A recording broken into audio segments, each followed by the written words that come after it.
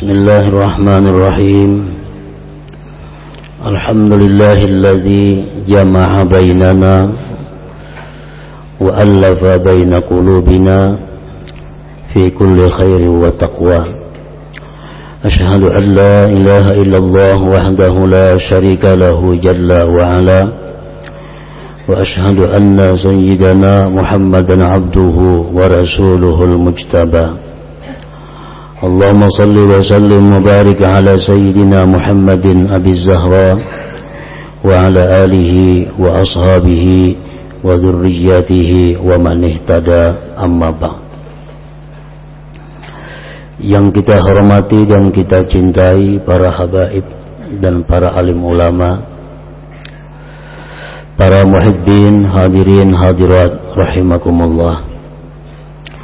Puji syukur selalu kita haturkan kehadirat Allah Subhanahu wa ta'ala yang telah memberikan kita kekuatan, taufik dan hidayah sehingga kita pada malam ini dapat kembali berkumpul bersama-sama. Salawat dan salam kita haturkan juga kepada junjungan kita Nabi besar Muhammad sallallahu alaihi wasallam dan kepada seluruh keluarga, para sahabat, zuriat dan pengikut beliau. Para muhibbin rahimakumullah, yang ke-111 daripada surah Al-Quran, yaitu suratul Masad, surat yang bernama Al-Masad, atau surat yang dinamai dengan Abi Lahab. Surat ini makiyatun, diturunkan di Mekah.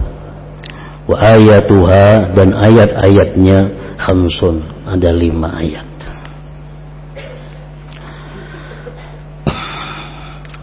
Bismillahirrahmanirrahim. Tabbat yada abi lahabi wa tab. Artinya, binasalah kedua tangan Abi Lahab dan binasalah dia.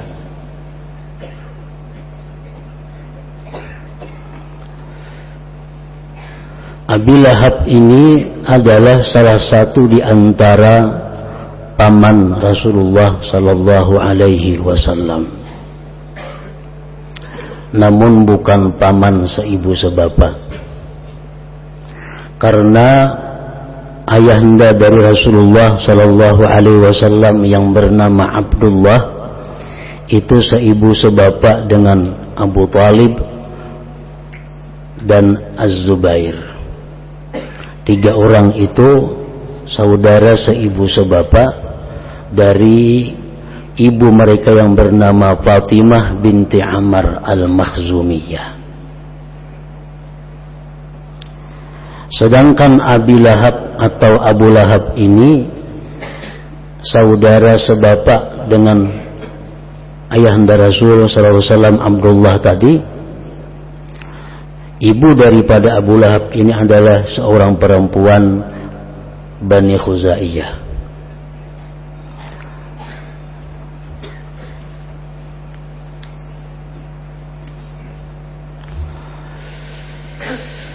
Surat Abi Lahab ini atau surat Al-Masad ini adalah menceritakan tentang Abi Lahab tersebut, yang mana Allah Subhanahu wa ta'ala menyatakan bahwa Abi Lahab itu adalah binasa. Disebabkan karena Abi Lahab ini tidak beriman kepada Allah dan Rasul. Juga Abi Lahab ini sangat menentang, sangat menghalangi apa yang disampaikan atau apa yang diajarkan oleh Rasulullah sallallahu alaihi wasallam.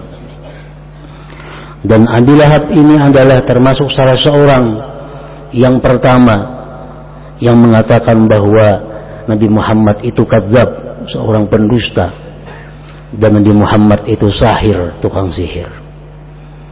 Sangat banyak tingkah laku Abi Lahab ini yang menyakitkan hati Rasulullah sallallahu alaihi wasallam, sehingga Allah dalam Al-Qur'an menyatakan binasalah Abi Lahab itu.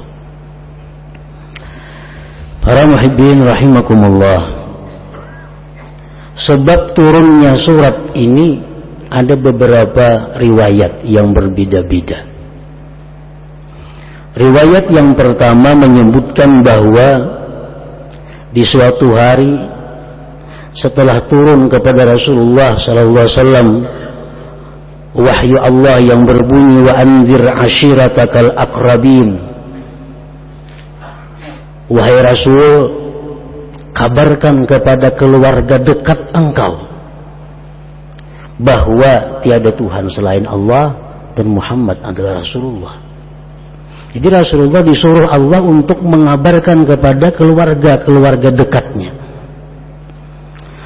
Lalu Rasulullah di suatu hari naik ke Bukit Safa. Beliau menyeru keluarga yang dekat untuk berkumpul di sana. Berkumpullah di situ. Begitu berkumpul, Rasulullah menceritakan tentang diri beliau siapa. Intinya dalam pertemuan itu dihadiri juga oleh Abi Lahab dan keluarga lainnya. Rasulullah mengajak mereka beriman kepada Allah dan Rasulnya.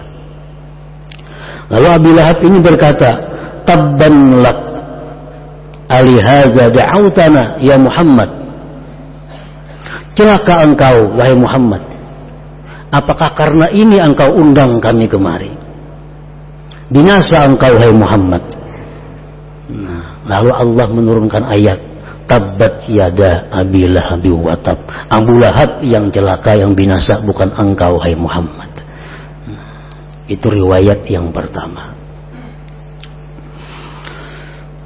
Ada lagi riwayat yang kedua yang menceritakan tentang sebab turunnya surat ini. Rasulullah SAW jama'a a'mamahu wa qaddama ilaihim ta'aman fi suhfatin fastahkaruh wa qalu inna ahadana ya'kulu kulla syad faqala kulu fa'akalu hatta syabi'u wa lam yankus minat ta'am illa al-yasir. Nabi suatu hari mengundang mereka. Nabi undang mereka, Nabi memberikan hidangan, sorong makanan. Sedangkan yang diundang ini tokoh-tokoh, pemuka-pemuka. Di antaranya ada Abu Lahab. Lalu mereka berkata, wahai Muhammad, sedikitnya hidangan engkau, sedangkan kami ini makan satu orang satu ekor kambing. Inna ahadana ya'kulu kulla syad. Ini seekor kambing berapa ekor orangnya nang makan. Kami itu biasa seekor kambing, seekor orang. Pastahkaruh, mereka menganggap remeh. Ujian Nabi, kulu, silahkan makan. Makanlah. Kanyang samuaan, kada tauna kambingnya.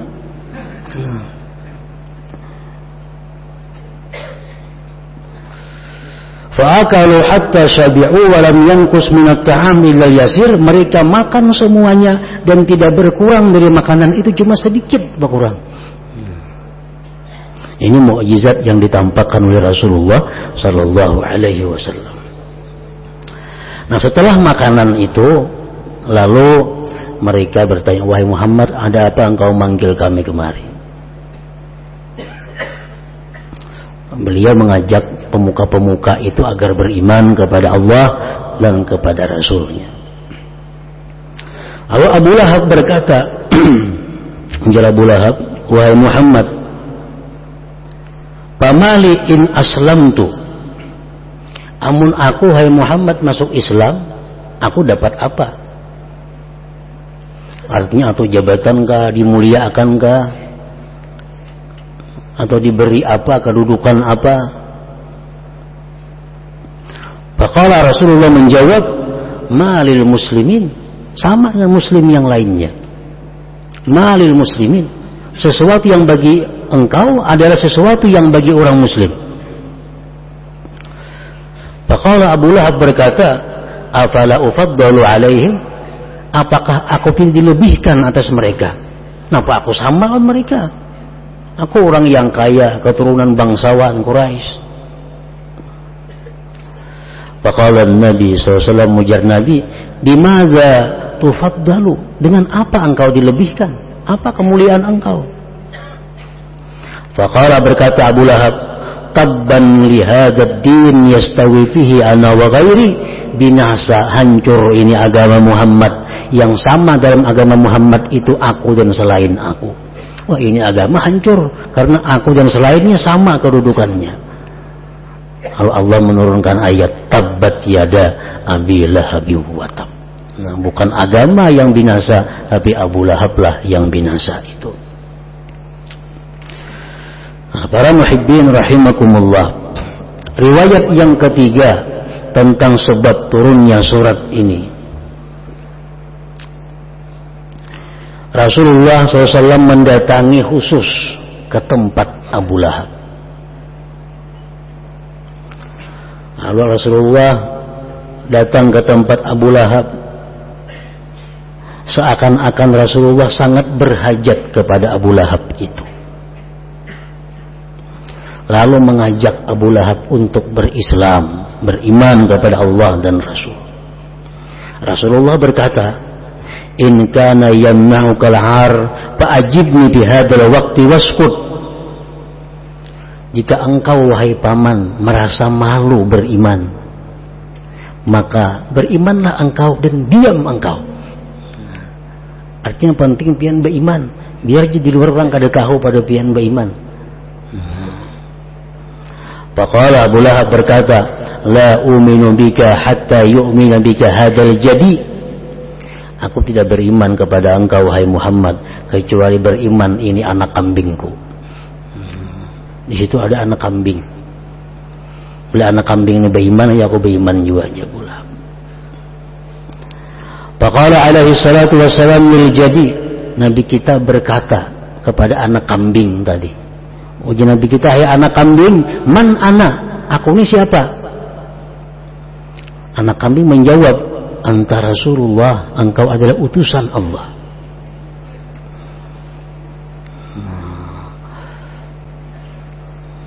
Engkau adalah utusan Allah. Fa'akhadha yada'il jadi wa mazzaqahu wa qala tabban laki athara fiki sihir.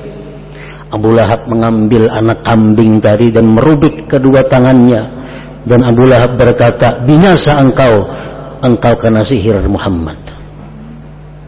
Nah, lalu Allah menurunkan ayat, bukan anak kambing itu yang binasa, tetapi engkaulah tabbat yada abi lahabi wa tab.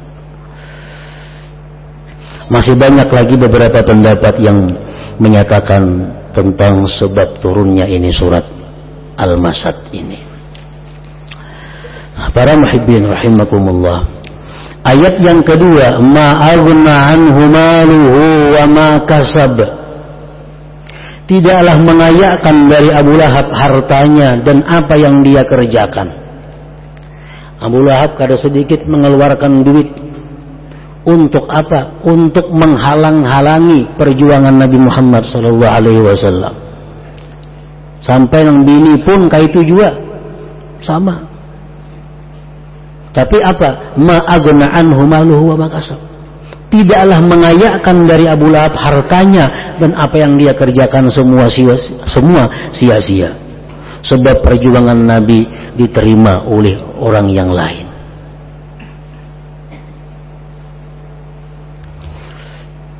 Sayasla naran dzata lahab.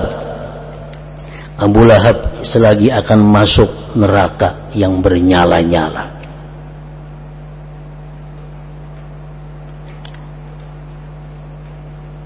Sayasla naran dzata lahab, selagi masuk ke dalam neraka si Abu Lahab tadi yang bernyala-nyala. Para muhibbin rahimakumullah, di dalam kitab Targhibul Mushtaqin yang dikarang oleh Syekh Muhammad Nawawi Al-Bantani, di situ disebutkan bahwa Abu Lahab ini ahli neraka karena firman Allah menyatakan demikian. Tetapi Abu Lahab ini apabila hari Senin dia mendapat keringanan azab, sampai-sampai dia bisa merasakan telunjuknya itu. Nah, kenapa Abu Lahab hari Senin itu dapat keringanan daripada Allah? Karena Abu Lahab ini pernah gembira hatinya mendengar kabar kelahiran junjungan kita sallallahu alaihi wasallam.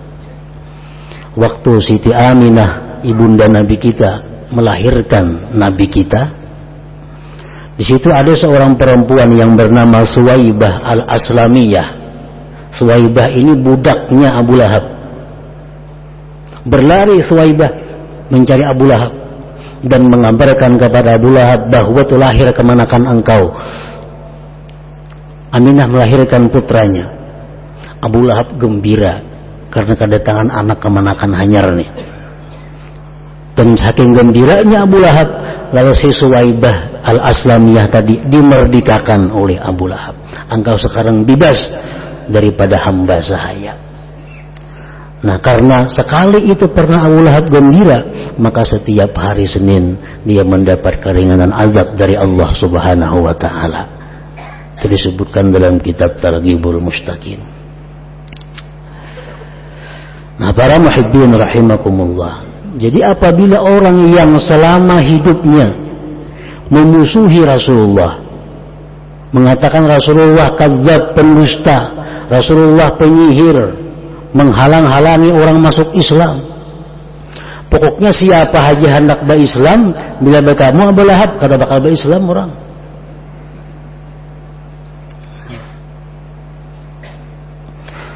Nah, tetapi karena Abu Lahab ini pernah sekali gembira dengan kelahiran Nabi, dapat keringanan azab. Nah, jadi kita bisa membayangkan bagaimana kalau orang yang beriman kepada Allah dan Rasul, yang hidupnya tidak pernah kafir, hidupnya tidak pernah memusuhi Nabi Muhammad sallallahu alaihi wasallam, dia gembira karena kelahiran Rasul, tentu akan mendapat yang lebih daripada yang didapat oleh Abu Lahab itu. Tentu dia akan dapat keistimewaan dari Allah Subhanahu wa taala di akhirat nanti, karena dia gembira dengan lahirnya Rasulullah sallallahu alaihi wasallam.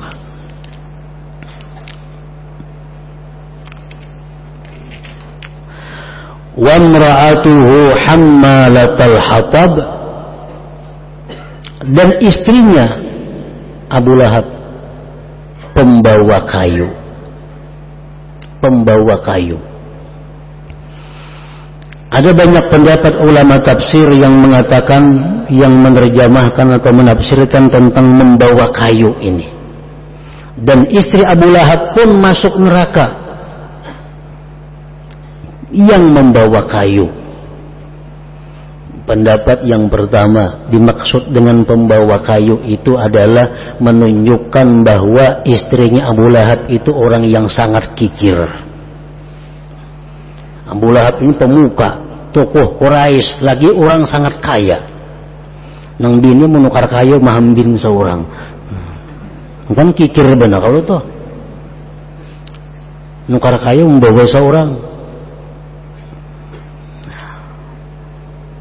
Jadi di sini Allah menghinakan istrinya Abu Lahab ini. Wa imra'atuhu hammalatal hatab.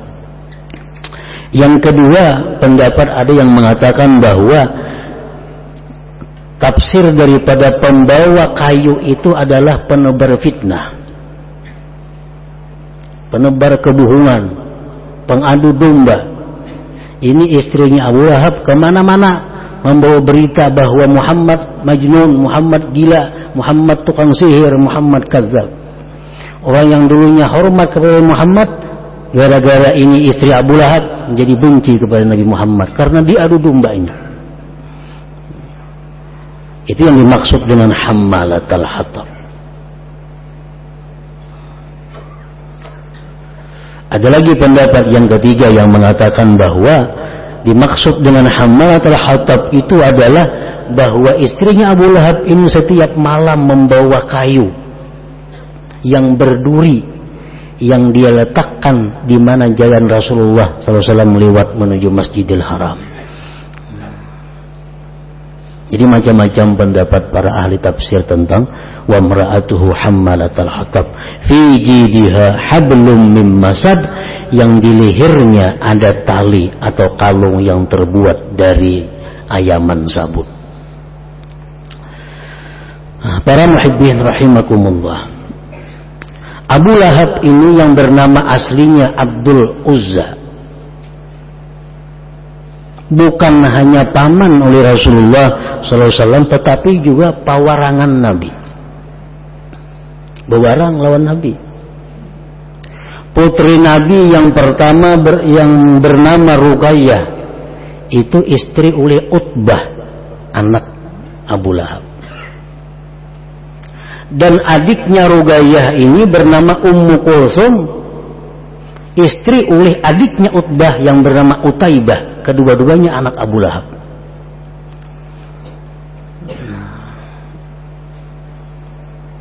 Begitu turun ayat ini, surat ini yang menunjukkan kehinaan Abu Lahab dan istrinya, Abu Lahab memanggil kedua putranya ini dan menyatakan, bila ikam kadang mencerai anak-anak Muhammad itu, ikam kadang kuakui anak lagi ya Abu Lahab.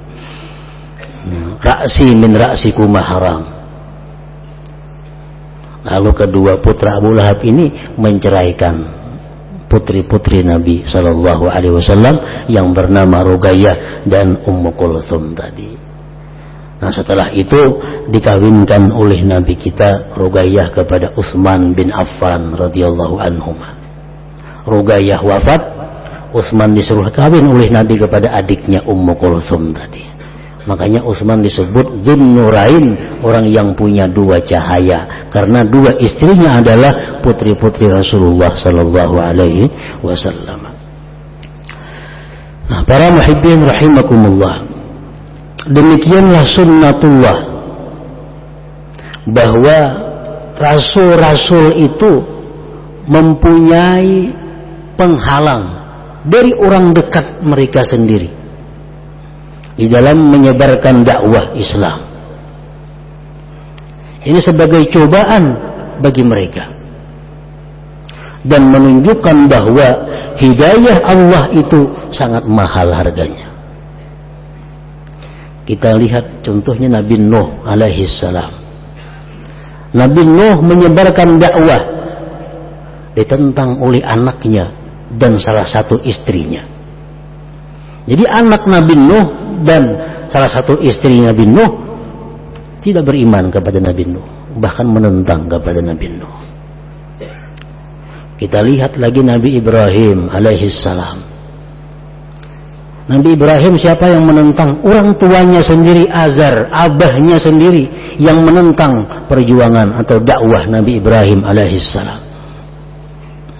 Nabi Musa kita lihat, orang yang selama ini membesarkan Nabi Musa sejak kecil, memelihara Nabi Musa, Fir'aun. Ini yang membesarkan Nabi Musa. Begitu Nabi Musa dakwah mengajarkan Islam, iman, Fir'aunlah yang menentang apa yang diajarkan oleh Nabi Musa alaihissalam. Dan sampai kepada junjungan kita Rasulullah sallallahu alaihi wasallam, bahwa orang yang sangat menentang beliau pada saat dakwah pertama-tama itu di Mekah adalah Abu Lahab atau Abdul Uzza, paman beliau sendiri. Nah, para muhibbin rahimakumullah, jadi ini pelajaran bagi da'i ilallah, bagi para pendakwah, bagi para ulama-ulama. Kalau ada keluarga dekat yang menentang, yang tidak mendukung perjuangannya, maka itu adalah hal yang biasa. Jangankan pendakwah, Rasulullah saja ditentang oleh sebagian keluarganya dalam hal menyebarkan Islam. Dan setiap orang yang berdakwah ke jalan Allah pasti ada yang tidak suka di antara keluarganya sendiri. Pasti ada yang menghalangi, merintangi daripada orang dekatnya sendiri. Dan inilah sudah sunnatullah yang berjalan kepada hamba-hambanya. Para muhibbin rahimakumullah, selanjutnya yang ke 112 suratul Ikhlas. Sebelum kita akhiri pengajian kita pada malam hari ini, kita membacakan suratul Fatihah untuk Tuan Guru Haji Samsuni yang telah meninggal dunia pada hari ini tadi. Mudah-mudahan amal kebaikan beliau diterima Allah Subhanahu wa taala dan kesalahan beliau diampuni oleh Allah Subhanahu wa taala. Wa ila hadratin Nabi sallallahu alaihi wasallam al-Fatihah. A'udzu billahi minasyaitonir rajim. Bismillahirrahmanirrahim. Alhamdulillah rabbil alamin. Arrahmanir rahim. Maliki yaumiddin. Iyyaka na'budu wa iyyaka nasta'in. Ihdinas siratal mustaqim. Siratal ladzina an'amta 'alaihim ghairil maghdubi 'alaihim waladdallin. فيا أيها الراجون منه شفاعة صلوا عليه وسلموا تسليما اللهم صل وسلم وبارك عليه.